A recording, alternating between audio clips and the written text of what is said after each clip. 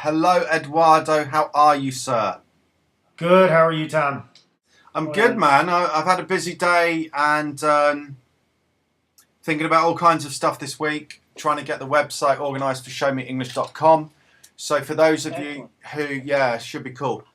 So for those of you who are watching this video, it's probably going to be viewable through YouTube, which we still love.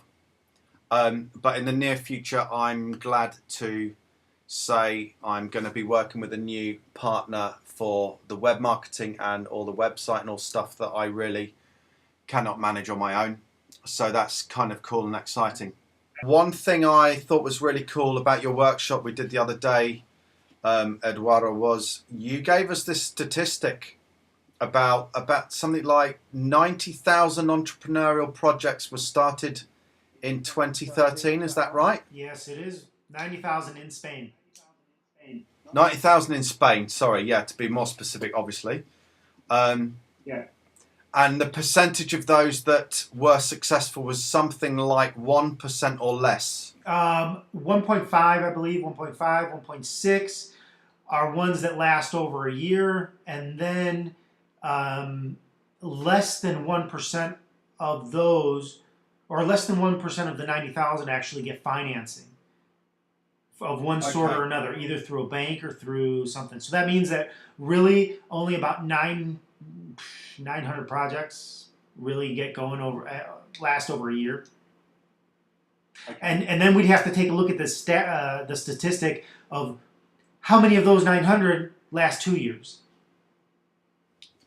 And even 3 years and on. Yeah. And probably after 5 years of those 900 or thereabouts, you'd probably be looking at somewhere, I would say, less than 100.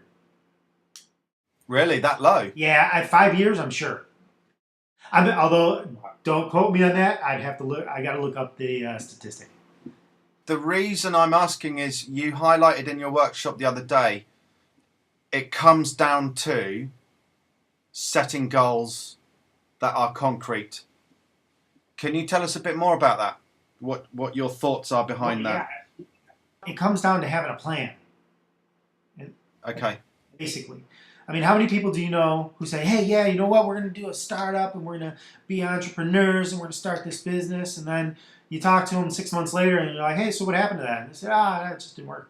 Or nothing came out of it, or blah, blah, blah. It's because starting a business is fun. It's exciting. It's all that stuff rolled into one, and people don't realize that it's work. And you've got to sit down and you've got to plan it out.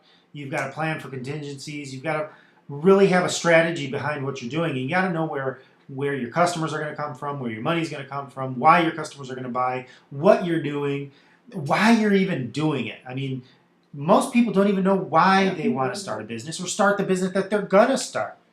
So, I mean, how can you think you can be successful? I just got an email from a client of mine, an old client of mine who I helped last year get his business underway. Actually create business plan, because this guy's more or less an engineer, and he's not very business minded, or wasn't very business minded back then. And we kind of took his idea and said, okay, this is how we're going to make money with it. We're going to put a plan together. We're going to do everything. And I just got a message from him, an email from him last week, after a year that I haven't spoken to him. He's got the money. He got the financing from the bank. He got the money. The project is fully underway, and he's got a backlist of clients.